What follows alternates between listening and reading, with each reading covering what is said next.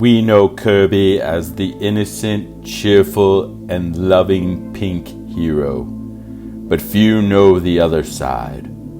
The mean, out of control, and the gangster.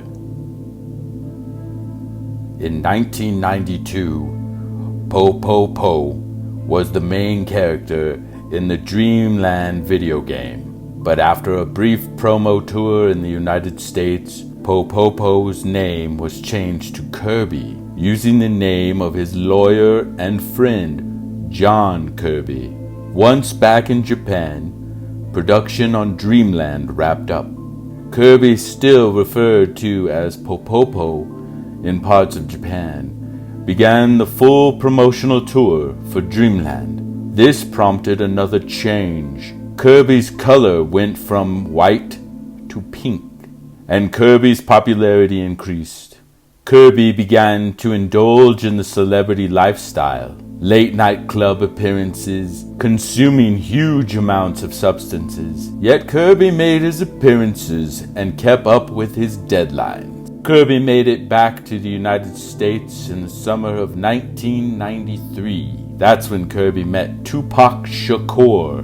Tupac was in New York doing a show at Sony Music Studio. Kirby was invited backstage and met with Tupac. The two were friends immediately. They hung out for a day or two after the show and kept in touch while both entertainers were on tour. By the fall of that year, it was time for Kirby to head back to Japan and begin working on the follow-up game, Dreamland 2.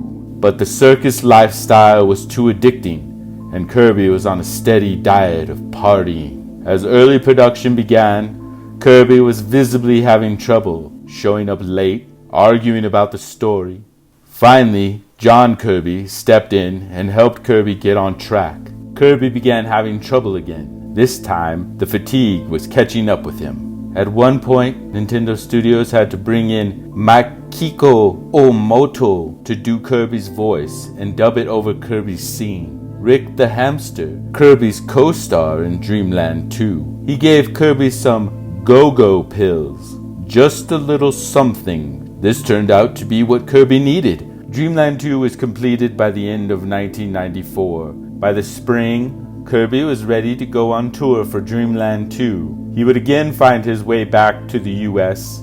Kirby was also using a lot of go-go pills, which Tupac referred to as that juice. By the fall of 1995, Kirby headed back to Japan. September 7th, 1996, Tupac was shot and killed. The news of Tupac's death devastated Kirby, and he went into a depression and declined further into substance abuse. So, with the amount Kirby needed, Kirby turned to one place, the Yakuza. But he would start doing smash jobs for the Yakuza. And in 1999, Super Smash Bros. Was released. The Yakuza felt they had helped Kirby gain this role and began pressing Kirby for favors in the entertainment industry. By 2005, those wishes were granted Sony executives to develop a PlayStation game based on the Yakuza, simply titled Yakuza. By 2006,